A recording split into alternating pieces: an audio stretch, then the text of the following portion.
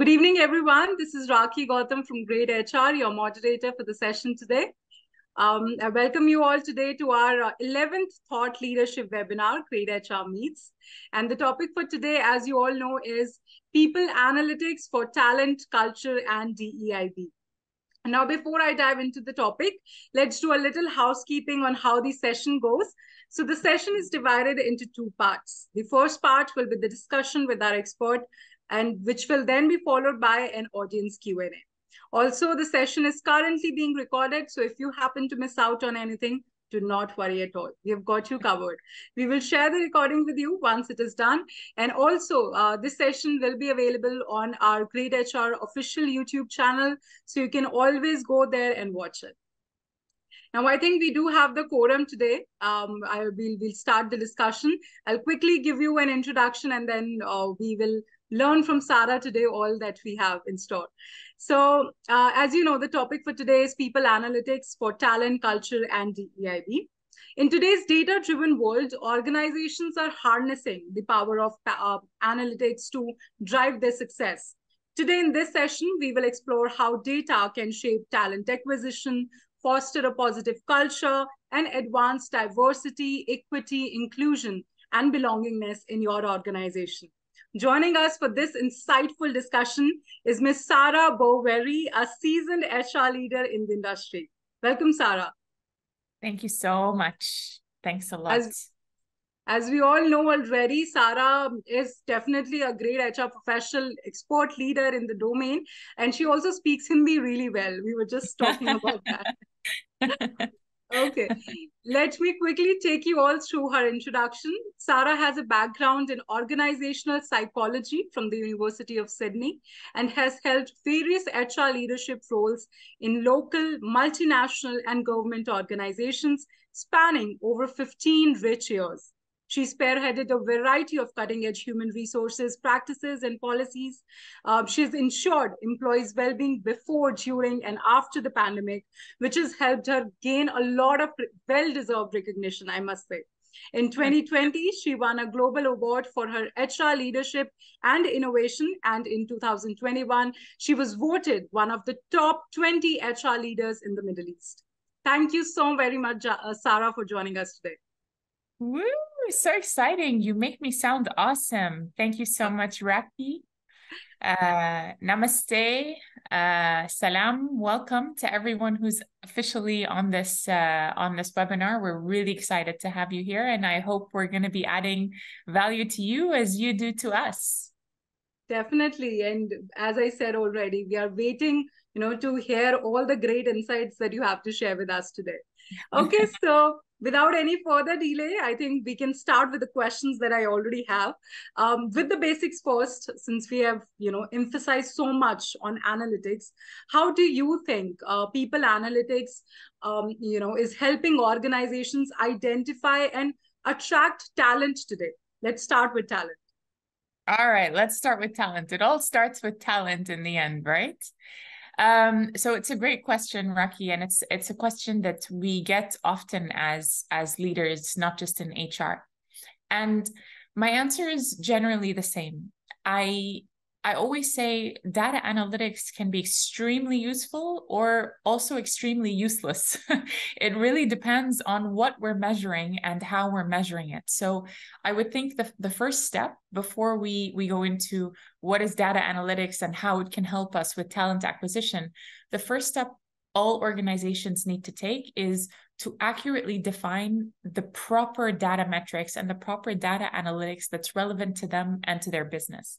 So what I mean by that is it's not going to be so useful for me to have all of this data if I'm not doing anything with it, or if I'm not measuring the right amount of data. The main one that I see missing in so many companies and in so many industries that I interact with are the two key data metrics: how much are employees trusted, and the decency factor. How decent is the environment? So these are two data metrics that we seem to not pay that much attention to, but they're so crucial for our everyday well-being and our everyday operation as HR leaders. Sure. Thank you so much, Sara, for that and setting the context for today.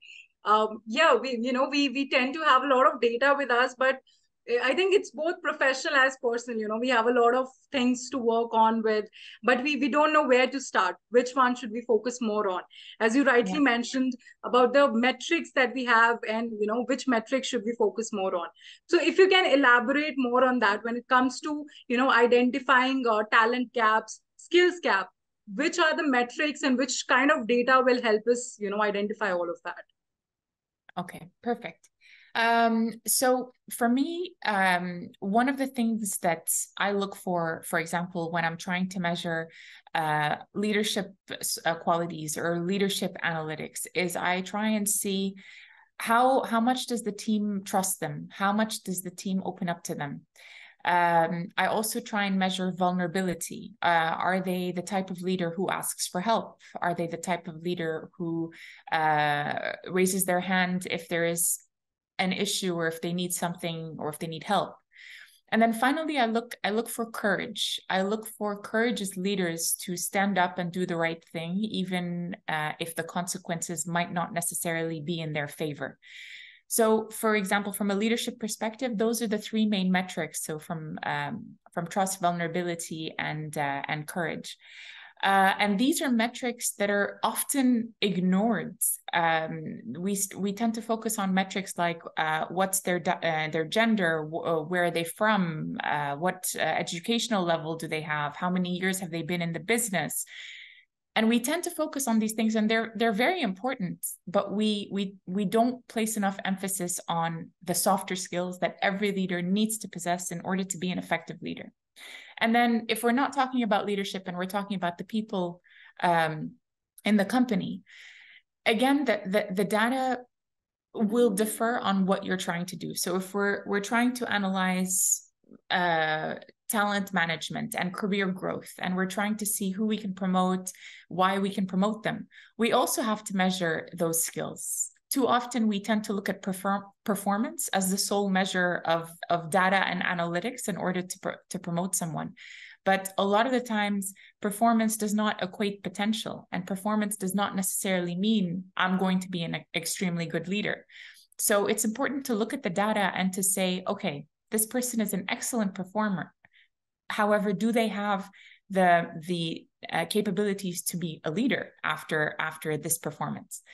And then finally, other metrics for career growth are how long a person has been in the role, how often or how willing they are to help. So from a non-leader, or actually, I believe everyone's leaders, but from a non-leadership title, let's say, someone who doesn't actually lead a team, the metrics that I look for there is proactivity.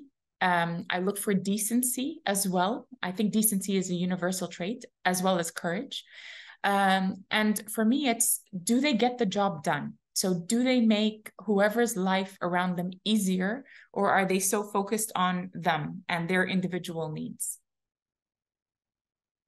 Definitely. And I think that that's a very different perspective that you've brought in, and as we talked about in our topic also, that one of our, major focus areas for today is also talking about culture and how analytics can help us drive organizational culture. And you touched upon that it's okay, you might be a great performer and you are achieving your OKRs by 80-90%, but what is it that you are contributing to the overall culture of the company? How are you adding value? So I think that comes in when we talk about company culture. So you have already spoken a bit about it, but what do you think could be some of the challenges that we face while maintaining or strategizing for a company culture, and how can this data that you just spoke of, the analytics, can help us maintain that, improve that? Okay. I can only speak from my experience and experience that I've faced in current companies that I've been in.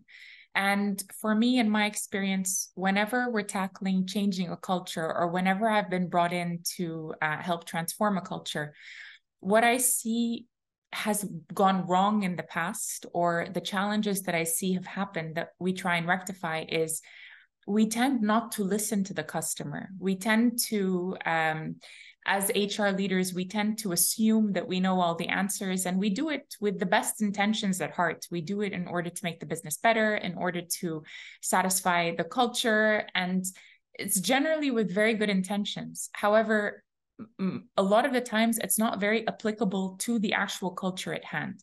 So, for example, we want to promote diversity in an organization. We want to promote either gender diversity or diversity in nationalities.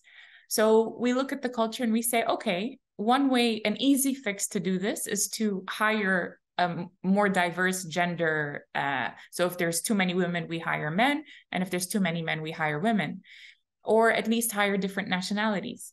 Okay, that ticks the diversity box. But once that's done, the challenge you face is how can you make them feel included? So you've hired all of these nationalities, yet you're not catering towards the individual differences within those nationalities. You're not celebrating their independence days. You're not celebrating their national holidays. So you've technically ticked the box, but the actual issue or the actual challenge is to make them feel included after you've done the Band-Aid fix, for example. So this is one of the challenges that I see.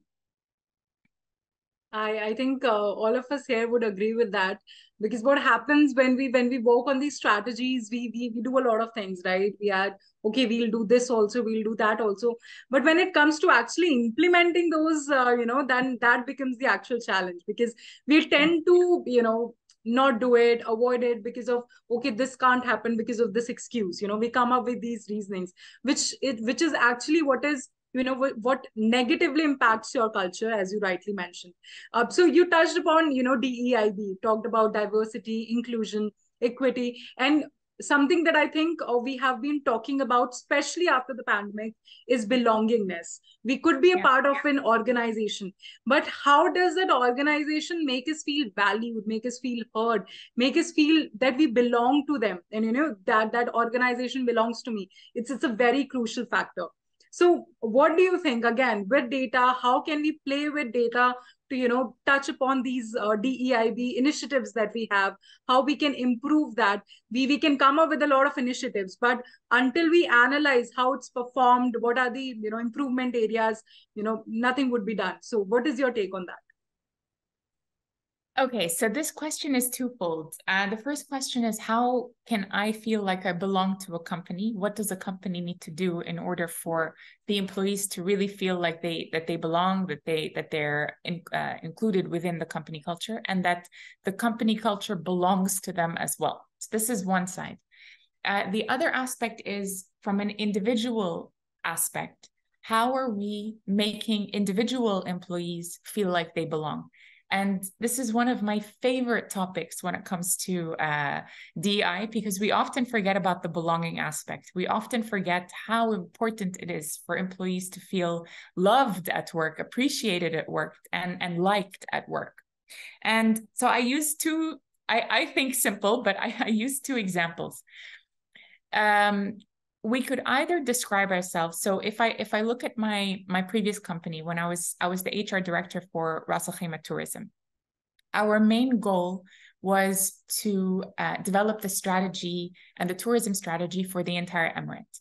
So when I say it like that, it sounds pretty dull. It sounds pretty boring. I mean, it's a very, very important aspect, but me as an employee, when I'm looking at this, I'm not feeling connected to this vision or this objective of this organization.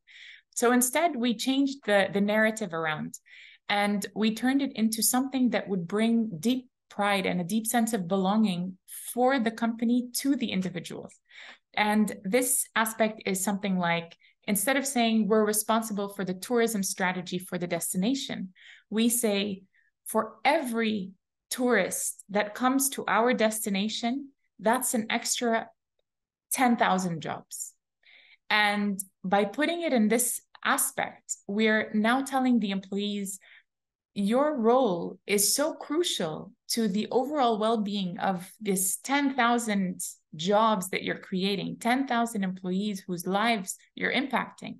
And then these 10,000 individuals have family members. So the ripple effect of this small twist on the belonging aspect, it immediately puts a huge sense of pride in your work. I'm no longer a cleaner who's cleaning the hotel. I am someone who's making sure that tourists are coming into the destination, and I am someone who's providing jobs for the wider Emirates and for the wider population. So this is from a company perspective and how the company can change how it describes itself. Now, from the employee to company, so what companies can do from an individual level is, again, this is an example I often use. I'm not sure, have you ever traveled Emirates, Raki? No, I haven't had the, Nahi? opportunity yet. All right. So at Emirates Airlines, there's different tiers. So if you're a frequent flyer, you can have a blue tier, a silver tier, gold, platinum, etc.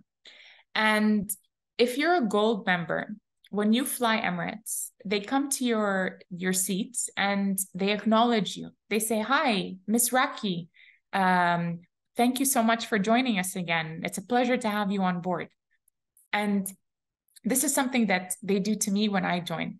And it's a very small touch. It's a very small appreciation. It's literally having a sheet of paper, understanding who your gold members are, and then reaching out to them on a 5-hour, 6-hour flight and saying, "Hi, thank you. It's a pleasure to have you on board. Thank you for being a gold member. If there's anything you need, please reach out to me."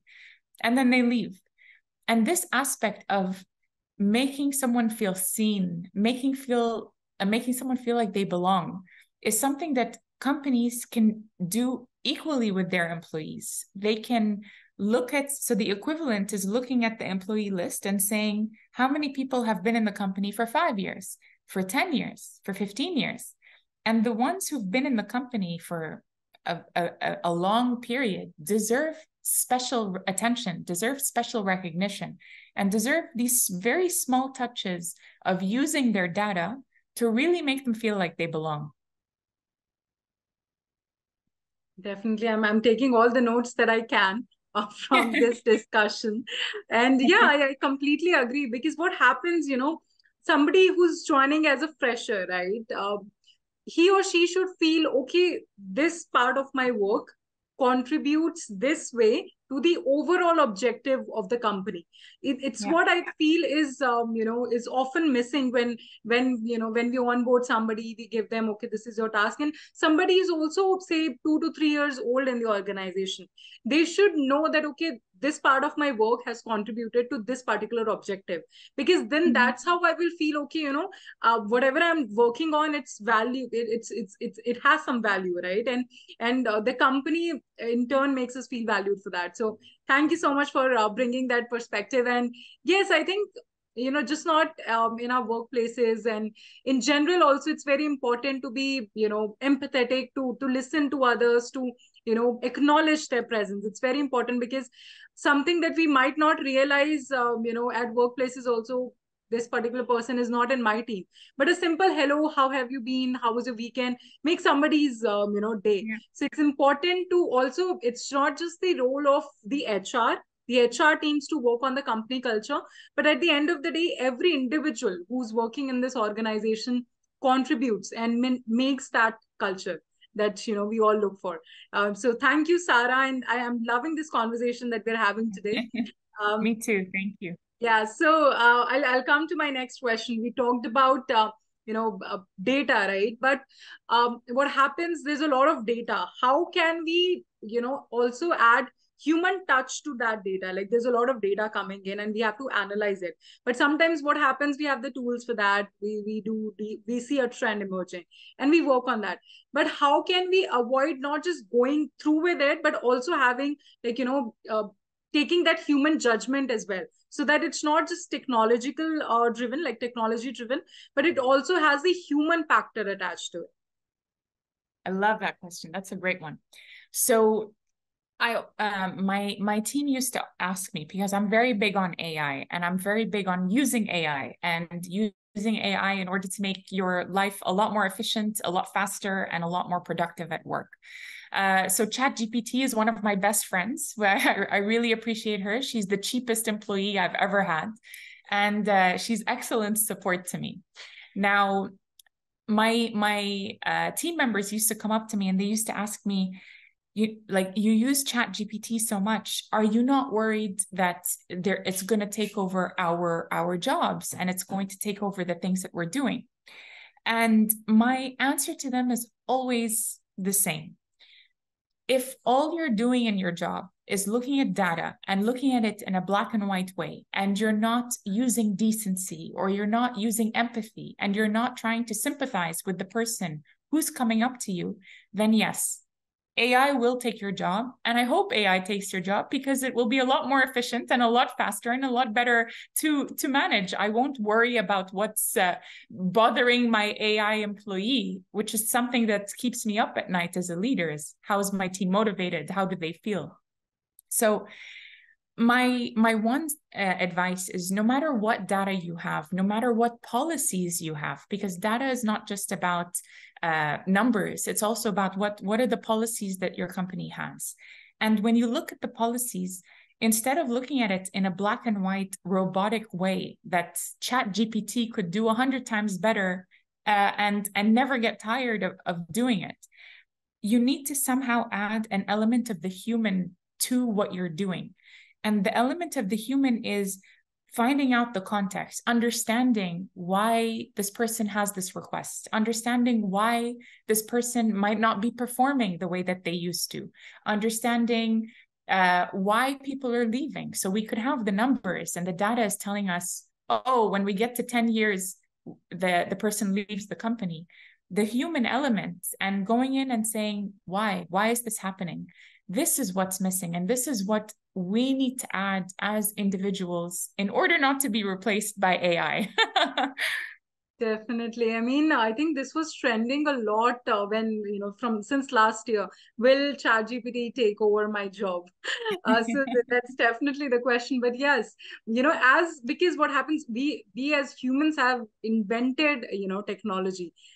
Technology is an enabler. It's not going to take away our jobs. It's going to make us more efficient, make us more informed that way. And it's just, I feel like at the same time, it's also very important to be, to keep yourself updated and to keep yourself upskilled with all these new technology coming in, because yes, it might not take away your job, but somebody else with those skills will take your job. So it's important. And when it comes, yes, you no, were sorry, saying. No, I was going to touch upon your point, and the way to guarantee that AI is not going to take your job or that technology is not going to replace you is you need to have a growth mindset. So if you're in a fixed mindset where in your mind you're saying, I'm an accountant, I've been an accountant for 20 years, I don't know anything else, this is all I can do, chances are technology will replace you. This is the fact. It's the way the world is going. It's becoming easier and easier to implement AI and technology in businesses. So it is a fact. There are certain positions that might become obsolete. And these are usually the mechanical, the rote, the black and white type of positions. So when I say adopt a growth mindset over a fixed mindset is, yes, I'm an accountant. I've been an accountant for 20 years. It's time I learned something new. It's time I push myself out of my comfort zone. Even if I start small, at least you're starting and at least you're doing something to start the momentum instead of being stuck in the inertia phase of development. Definitely. And I think, organizations would also appreciate it. Even if the workforce that you have might not all 100% would be, skilled with all the new technologies coming in. But if you have that motivation to learn and, explore new things, they would appreciate it. So thank you so much, Sara, for that, response. I will move on to my next question. We've been talking a lot about data, but when we say data, privacy also comes into picture, right? So when we say data, there's always that concern of data privacy and, data being leaked or data being misused. So how do you think, what kind of data privacy and security considerations should organizations keep in mind when they collect employee information? What they do with that data, how they are sharing that data, how they're using that data, what all ethical considerations should they keep in mind? So this is a very important point. Data privacy and the ethical use of data in companies is an extremely vital aspect. Especially being in HR, we have access to a lot of personal information and a lot of information of all employees that it's our responsibility to ensure that this data is handled with integrity and ethically. Now, there are ways to mitigate potential issues. So you always have to ask for consent. You always have to make sure that employees know why their data is being asked and where it's being stored. And then the most important thing is the storage of data. Where are you storing it? Make sure you're not storing it somewhere where everyone has access to it. The number of eyes who can see private information should be extremely limited, as limited as possible in that sense. Now, from a data privacy, when it comes to AI and the proper use of AI, this is where it's very important to have the proper policies in place where employees know what they can post on or what they can use AI for, whether they can use internal company documents. So there's a lot of sometimes a lack of awareness on sharing certain things, for example, on ChatGPT. So really having a robust data privacy, AI implementation tools, and all of those policies in place is crucial in order to really maintaining the right privacy is there. Now, in terms of what we can do with this information, what I always say is if it's not absolutely necessary that we have this information, we don't need it. So I've been in companies where there's just this form where they ask every single detail known to the universe from their employees. But sometimes you don't need that much information. Okay, you need the bank accounts in order to transfer their salaries, but do you really need their car license plate number, or like these aspects, these details that might not be necessary? So stick to only getting information that is crucial for the business to function. For example, and have the right information. I remember once there was a medical emergency in my previous job, and the person was an expatriate, and so we collected all of this data, but then we didn't maintain its accuracy, and so there was a huge gap in who their next of kin was and who we had to call in case of emergency.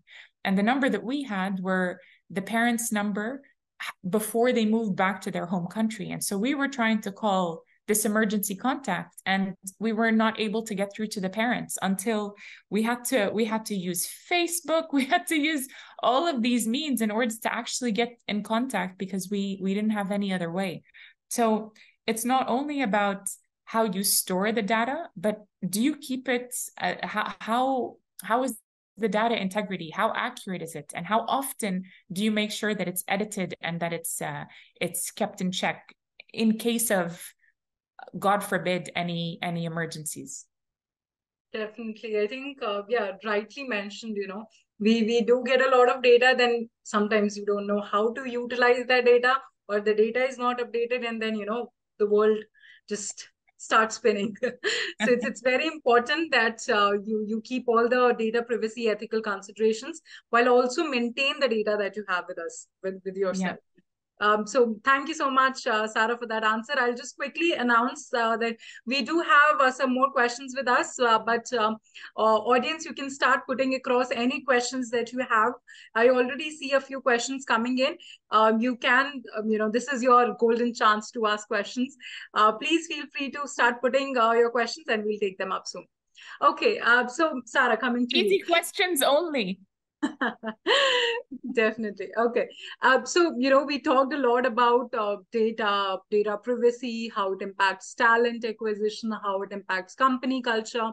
But I think what's still left to discuss is also, tools and practices. We see one question, common question that we keep that we also find ourselves Googling is, okay, best tools for this, best tools for that, right? Are there any tools or, practices that you would recommend for getting started with people analytics in these areas that we just discussed? For people analytics specifically?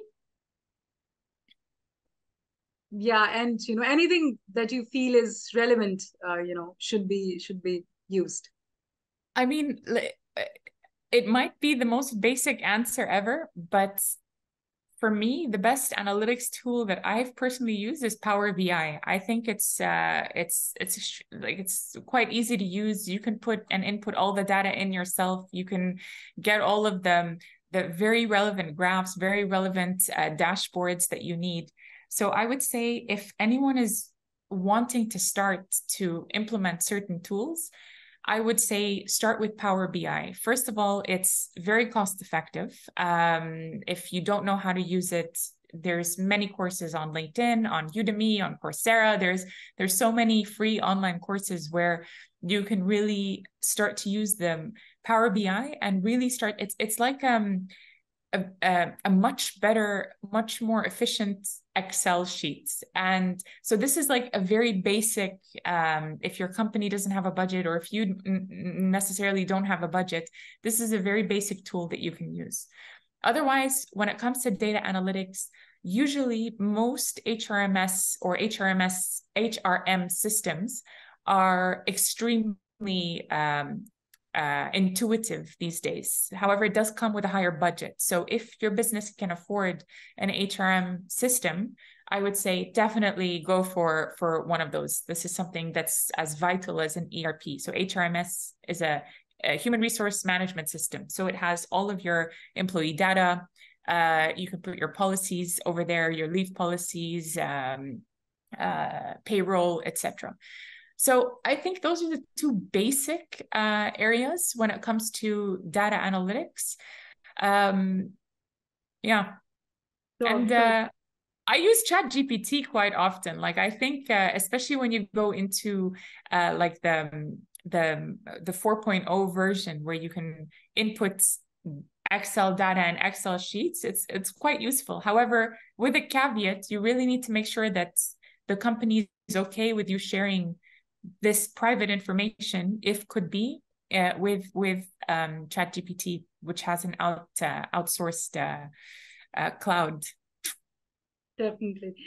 Thank you so much, Sara. I think one thing that, we keep asking to suggest tools and practices, but I think what's also important is to realize that what might work for me or my organization might not work for you. So you have to be very clear with the objective that you have. Okay, this is your requirement, and this might be the best tool for you instead of this one. So I think before actually going out and searching for tools and, getting demos, first we should list out what is it that we require at this moment, and then, look accordingly. Also, since we talked about, data privacy, when it also comes to onboarding other these tools or some softwares that we do have, or software partners that we have with us, it's also important to see the kind of policies that they have, or how they are using, how this particular software utilizes data.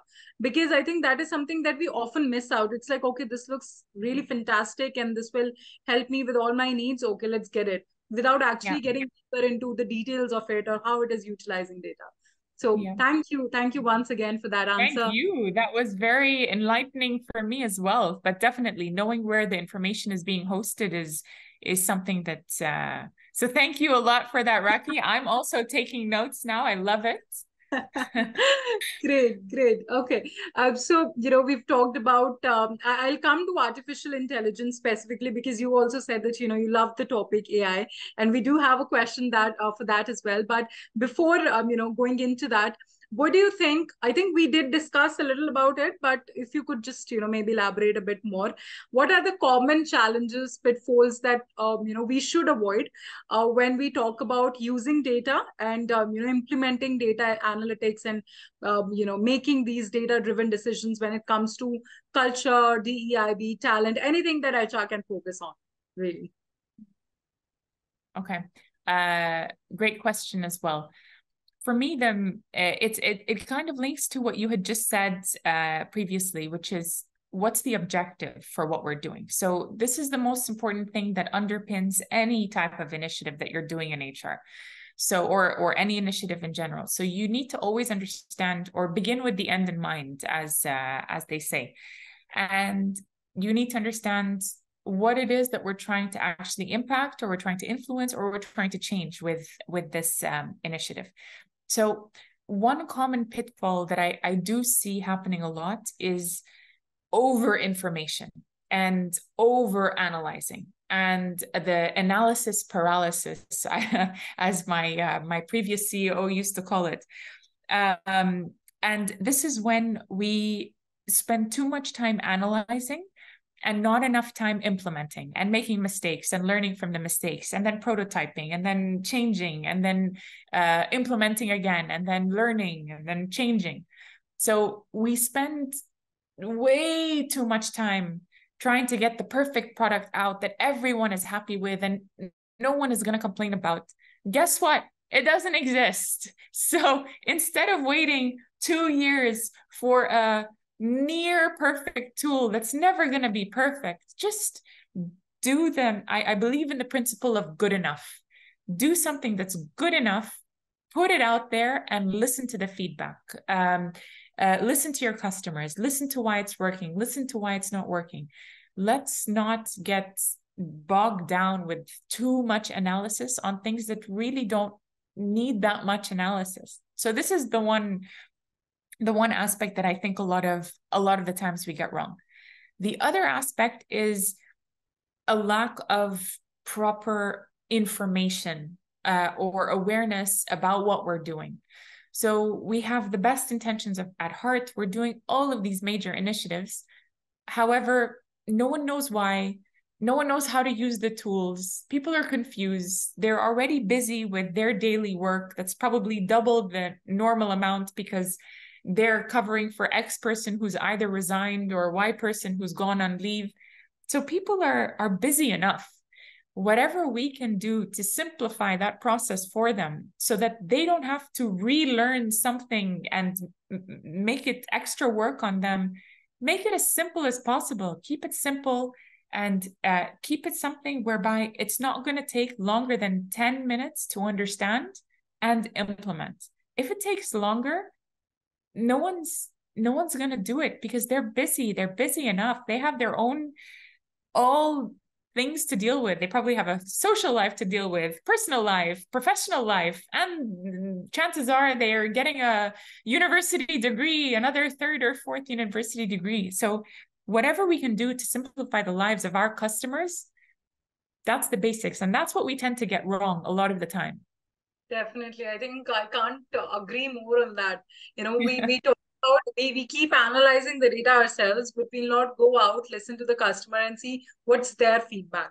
That is something that we miss out on. It's said that, okay, when you start a communication with somebody, when we say, okay, this is completed, your conversation is completed, is when they also share something with you, their views, feedback, bye, good night, whatever it is, right? We get that wrong here when we speak to our customers.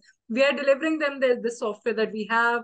This is what you can do. This is a new, and in fact with employees also, we say, okay, this is a new policy that we have come up with, or this is a new L&D training program that we have introduced. But are we listening to if they're liking it or not? What is their feedback like?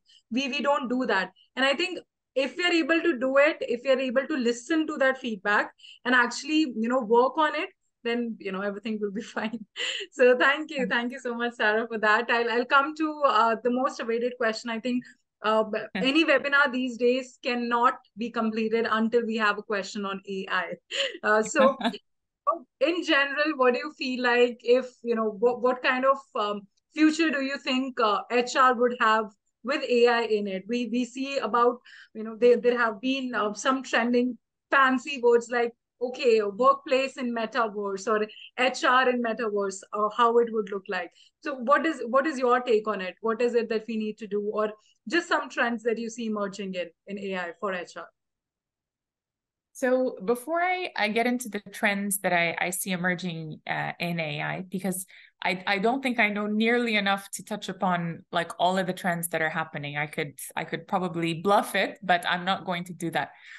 But what I do know is the world is changing, and the way we work is changing, and the way that we're operating is changing, not just because of AI, but now we're at such an advantage. We have such a diverse group of individuals in the workplace. I think for the first time ever, we have 5 generations in the workplace, from Gen Zs all the way to Y, X, Z, I don't know, all of the alphabet. They're basically at the workplace. And we're changing the way we work. We're no longer, the way that we're working now is no longer relevant to what we can actually do. With the rise of being able to work not just from home, but from anywhere, being able to have a multicultural, inclusive environment at the touch of our screens, and without this need for physical touch or contact. So work is changing. The whole landscape of work is changing. And so what we need to do to equip ourselves as HR leaders and as leaders in general is to open our eyes that something needs to change. We can no longer operate the way that we have forever. We need to change the way that we do work. And starting from the most basic aspect of it, which is the 9-to-5 model, this 8-hour day, 9-hour day. This was put into place by Henry Ford in the Industrial Revolution times. And the reason it was put into place was twofold. Number one, prior to that, we actually used to work twice as much. So people used to work 16-hour days. I bet you didn't know that. So they used to work 16-hour days, 100 hours a week to be specific. I bet you didn't know that too, audience. And and the reason why it turned into this 8-hour day or 9-hour 9-to-5 day is twofold. Number one, there was a Great Depression, and unemployment rates were through the roof. So they were very, very high. So they had to find a way to make more jobs. And the way to make more jobs was to reduce the amount of time people would spend working. So instead of having one 16-hour shift, we went into 3 8-hour shifts in order to keep the machine and the manufacturing running. And then from Henry Ford's time in the early 19s till today, we're still operating with this Industrial Revolution method of work. It doesn't work. It won't work. And believe me, in the next 5 to 10 years, this is the major change that you're going to see. There's going to be 2 trends. The first trend is massive unemployment. But I'm trying not to sound negative, but AI will take a lot of jobs, especially the administrative jobs that don't require creativity or don't require problem solving or don't require face-to-face interaction. So there will be a rise of people looking for jobs. At the same time, there's also going to be a decrease in the amount of hours that people work, because I can be efficient and do my job instead of in 8 hours in 4 hours. And so I feel the same trend is going to happen, but this time it's going to be, instead of the Industrial Revolution, it will be the technology revolution, whereby our hours at work will halve and the amount of people that we're hiring will double. However, and our output will also increase. However, it means better work-life balance. It means the ability to learn something new, the ability to experiment, maybe with a different job scope, the ability to open up your own business, or the ability to spend more time with your children or your friends or your family. For me, this is where I see the future of work going. And it starts with a very basic, very simple element, which is break away from the 9 to 5. It doesn't work anymore, or it will no longer work in the next 5 to 10 years. Definitely, that was very insightful. I think the term that you use, technological revolution, we're gonna see that happening for sure. Yeah. And since you elaborately talked about how it's going to change, how the work life is going to change, how we are basically the way we work is going to change, right? And AI is going to play a huge part driving that revolution. So since we have a lot of HR professionals, today here with us, my last question from my end would be, if you can sort of summarize, conclude that in this ever evolving world that we have, and the way it's all going to change, what skills do you think HR professionals should definitely have, these essential skills that they should have to survive in this and thrive, not just survive but thrive in this changing landscape? For me, the most important skill in this landscape, in future landscapes, and in previous landscapes for HR has not changed. Customer service. This is what we're here to do. We're here to serve the customers. The customers happen to be the employees of the business. This could be the leaders, could be the CEO, could be the cleaning person in the company. Doesn't matter. They're all our customers. And the minute you start to develop amazing customer service skills, this is when you're going to be fantastic at your job. So it's all about serving others, making their lives better, changing their life in some way, somehow. That would be the one tool that I believe should be common, irrespective of denomination or whatever in the business. You need to have the ability to serve your customers and to do it well. Thank you so much, Sara. Thank you so much for that. And I think, not as you rightly mentioned, not just for HR professionals as well, anybody for that matter, it's very important. Doesn't matter which is your target audience, if you're catering to your employees or an outside or a customer from an external organization, speaking to different agencies, it's very important the kind of impact that you're able to create with your work, which is very important. And thank you so much for this conversation today. It's been a pleasure, and I totally loved it. Everything that we discussed today, I think it was truly what we say, when it comes to HR, it's HR is the heart and soul of the company. And we talked a lot on how we can drive company culture, make it more impactful. So thank you for all the insights that you have shared today with us. Thank you so much. Thank you. I loved it too. Thanks a lot, Raki. Okay, so as promised, we do have 10 minutes left with us for audience Q&A. I can already see some 5 questions which have come up.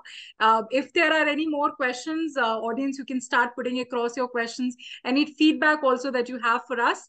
And in the meantime, I'll just quickly take the questions. Sara, the first question is, what type of data would you look for while looking for potential candidates? I think something on talent acquisition that we have here. Great. Okay, so first of all, the ability to get the job done. This is the most basic aspect. So does this person have the right skills in order to get the job done? But again, when I say the minimum amount of skills, I don't mean the convoluted job descriptions that we see these days, where in order to be inputting data, you need a master's degree. Let's be realistic. So some basic elements could be the ability to speak English or the ability to speak the language that you're going in. So the very basic element, can this person get the job done? So this is the fence. If you've passed this fence, the other data that I look at personally are values that are aligned with whatever corporate values we have. So at Ras Al Khaimah Tourism, for example, when I was their HR director, one of our values was decency and how to be a decent person. So in the interview, one of my favorite questions that was always a bit difficult for candidates to answer, but I used to say, when was the last time you did something kind? And what did you do? And some people were able to think of something immediately because they do a kind thing every day. At least once a day. And other people, you could feel they were really racking their brains. And so whenever I'm looking at a candidate, if they can fulfill the very basic needs of the role, the only thing I'm looking for then is, do their values align with ours? Honestly, in a half an hour interview or in a 1 hour interview, you're never going to get to see if they're the most competent, they're the best. But at least from a values perspective, that needs to align. And so that's the type of data that I look for, is the soft skills. Thank you, Sara, for that. I'm sure that answers the question. And I love the question that you ask, it will, keep, like it will, what is it called? Like urge the other person to think about it. It's like, okay, Yeah. like you said, if somebody is kind and, they're helpful, they do something every day. It's like, okay, yeah, I did this. But somebody who's like, okay, and at times it's like you don't even feel like, okay, this is something important. You're like, okay, Yeah. why do we need to do that? But it's a good life lesson, more than Yeah. anything. So thank you, Sara, for that. I'll just move on to the next question, which is, what are tools? Okay, there are two questions on tools. If you can suggest any tool used for analyzing employee data, and there is another from Hiral, which is about tools or ideas also for DEIB. So, what's your take on that? So tools for analyzing employee data, again, like you mentioned and like we mentioned in the thing, number one, it depends on the company objective. I love that aspect. I'm going to include that now, Raki, and I'm going to claim that it was mine. So understanding the objective of what you want, this is the main thing. But me personally, what tools you can start with, I'll go Power BI is an excellent tool. HRMS or HRM systems as well. There are some very cost-effective ones, some great HR solutions. That's also fantastic in analyzing data. And then if the company and your corporate data policy allows it, ChatGPT would be that. Now, DEIB tips and tools. I'll give you, how many do you want? I can give you as many as you want. You can go with the standard. Okay, so for anything to do with diversity, inclusion, equity, benefits, I always say celebrate everything. So celebrate all national days, all holidays, all religious events, celebrate all gender days, Mother's Day, Father's Day, Women's Day, Men's Day. There's a Men's Day. Did you know that there was a Men's Day? Yeah, I think 16 November, is it? Is it 16 or 17? I think it's 17. It's coming soon. Okay. Maybe you're right. I'll check. But we celebrate Women's Day and then we forget about the men on Men's Day. So my first advice would be celebrate as much as you can and be as equitable as you can with the celebrations. My other tool or the other things that we use from a DEIB perspective is we use the data to make people feel like they belong. We look at data and we don't look at an employee. We start to say, okay, so Raki has a daughter. Her name is Priya. When I see Raki, I'm not going to say, hi, Raki, how's it going? I'm going to say, hi, Raki, how was Priya's XYZ? So this is a way to really feel or make people feel included. But there's a small caveat because a lot of the times this is personal information. So you need to first and foremost make sure you have the consent in order to use this type of information. And before you can do that, as good as your intentions are, there could be elements against it. And then finally, we have this an anonymous recruitment strategy. So this is another way to really incorporate DEI and B. Instead of saying we're on a drive, we need to hire women only, when you're hiring, do it fully anonymously. So people are looking at the CVs. They don't know who the gender is or what the gender is, where they're from, how old they are, what their name is, what their religion is. They know nothing. All they have is the CV and the things there. Now, this is a way to really ensure that you're hiring for quality, not for appearance and the things there. If your company has a drive to increase diversity or to increase equity or some aspect there, then in the CV pool, you can make, for example, if you have 10 CVs, you can, and you're trying to promote more women in the position than men, out of these 10 CVs, 7 will be female. So 70% will be female and 30% will be male. And they give it to the hiring manager. So when the hiring manager looks at it, they shortlist their 2, 3, 4 candidates, not based on gender, but based on qualifications. So this is the one tip I would also give from a diversity and inclusion perspective. Very helpful, Sara. Thank you so much for that answer. I'll move on to the next question from Murshid. So I think the question is, how do I want to be notified when I choose HR software? Maybe, when do I know that I should choose HR, or what kind of HR software should I choose? I'm a little confused with the question also. How do I want to be notified when I choose by email? Yeah. Maybe can you rephrase your question so that we're answering it in the right way, and then maybe we go to Kirti. Yes. Kirti. Yeah, Kirti's question is, there are still a lot of companies that follow performance evaluation bell curves, while some have done away with it. What are your thoughts on this, and what would you support and why? I support no performance evaluation.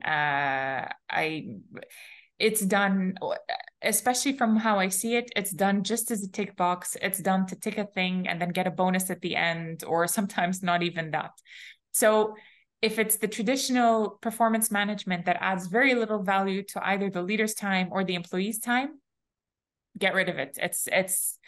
It's not the formal way that we used to do performance evaluation is not relevant anymore. It's not relevant in this world where we no longer have yearly objectives. We have monthly objectives because the dynamic is changing so quickly. We don't know where we're going to be in January until Feb, let alone Jan until December.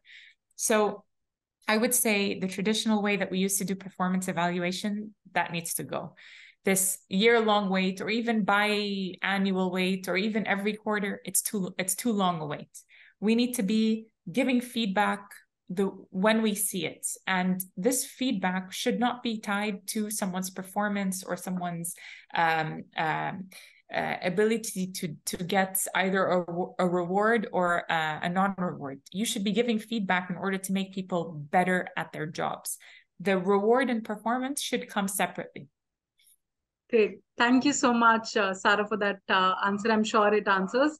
So Murshid, we're still waiting. If you can rephrase your question, we'll take that up. Otherwise, if this doesn't get answered today because of the time that we have, you can always put it on our greytHR community that we have, and I'll share one email ID with you also. So you can always share your questions there. Great. So there are no more questions. I think we've already covered everything. There's a feedback that we've received.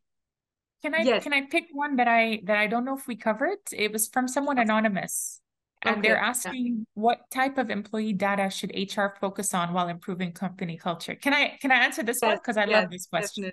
Definitely. Yeah. So for me, the most important data that you can measure that will really say a lot about the company culture is trust. And this is, do you trust your colleagues? Do you trust your manager? Do you trust your peers? Do you trust your subordinates? I hate that word. Do you trust people on your team? Trust is often an underlooked factor when it comes to these things, but it's so important to measure how you're perceived in terms of trust, and for it to be out in the open. And instead of, definitely performance it's a huge aspect, because without the business making money, we're not going to have jobs. We're dependent on the business making money. But how much we trust our peers, our colleagues, and our leaders will drive a lot of the team's performance. And so instead of having a performance evaluation, as I think it was Kirti who had asked, I would love to have a trust evaluation. And so each employee would have their scores based on how does the team see them in terms of trust, how does the leader see them in terms of trust, and how do their peers and colleagues see them in terms of trust. And before we get that, and until we have high scores in all levels of trust should be the basis of promoting or not promoting. Sure. Thank you so much, Sara, for that. I mean, it adds a lot of value. We have, you know, discussed a lot on how we can improve company culture. What is it that organizations need to do to make employees feel valued? And if they feel valued, if they feel, you know, safe with the company that they are working with, of course, the trust factor is going to be high. The metric is going to be really Yeah. high. So thank you so much for that. Um, okay.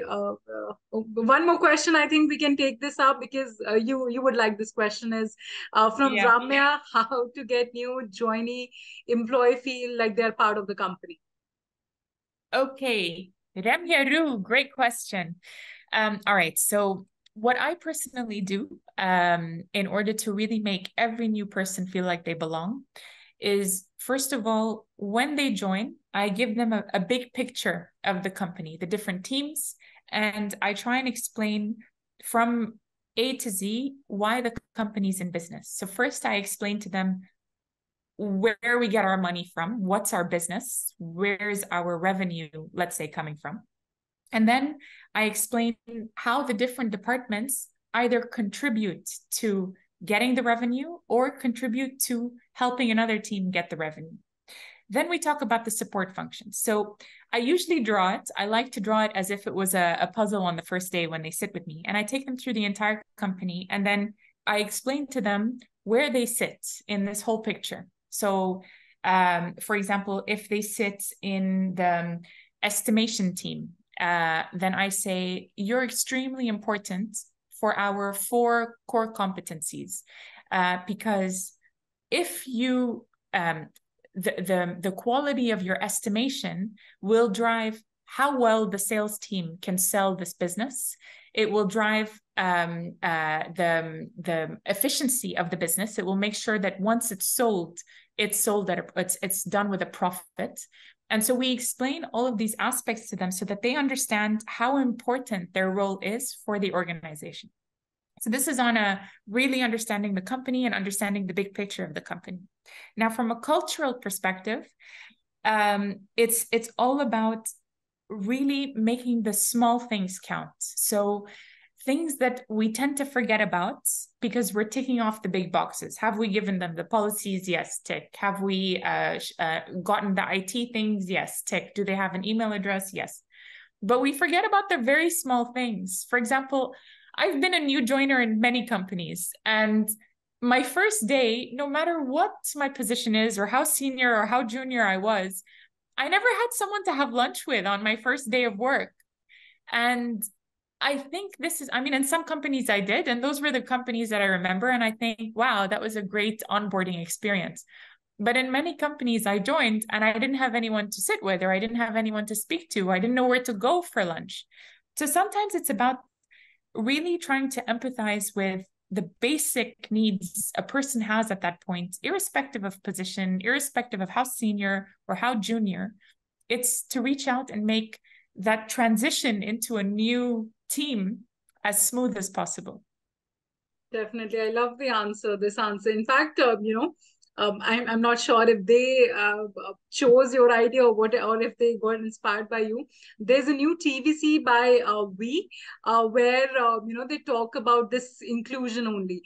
There's a new girl who's joined in, and you know, they are sitting in a cafeteria. She takes her food and then she goes to sit alone. But then there's a bunch of people who says, "Oh, waves," and you know, say, "Come over," and you know, you will sit with us. So as like the minute you said that, it just clicked. So it's important. And I think now that you know, you also mentioned, and companies are doing things to spread awareness about this, it's great. It's great, actually. And there was one of this report, I think by Harvard Business Review, if I'm not wrong, that now you know, employees would want to stay in a company where they feel valued, and they would they feel like, okay, they're creating some sort of impact rather than just choosing, you know, monetary benefits. It's also very important to create that safe culture for employees. So thank you, Sara. This has been a pleasure. I don't want to bid goodbye, but we are running, you know, it's already past We're a bit late. 30. Yes. But there's Yes. still so many attendees. Thank you so much Attendees. for staying on. It was a pleasure. It was a pleasure to have you. And thank you so much, Raki, for an amazing session, in my opinion. Thank you so much, Sara. In fact, there is one feedback from Hiril that this was the best session so far, very informative, very insightful. So all thanks to you, Sara, for making it a huge success, and to all the attendees who joined in and asked so many questions, were participating. We really appreciate it. And in case if you still have any questions left, you can reach out to the email ID given there, yasser.arafat@creative.com, and we will get back to you. You will also, if you want to watch the recording again, take all the notes that you missed out, which Sara shared today. You can go and watch the recording. We'll share it soon. Thank you so much once again, and huge thanks to you, Sara, for taking out the time today and making it such a great success. Thank you so much. Why is my name Miss Sara Boueri? I just realized that now. Okay. Next time, can I choose my denomination? Next time, I want to be Queen Sara Boueri, please. Oh, I love that. Yeah. Or like, definitely. President Sara, like something better than Miss. Miss is so hierarchical. It's so not me. All right. Namaste. Bahum Stuti. Shukriya. Dhanyavad. Thank you so much. Have an amazing evening. Thank you so much, Sara. Thank you so much. You too. Thank you. Nandri. Bye. Take care.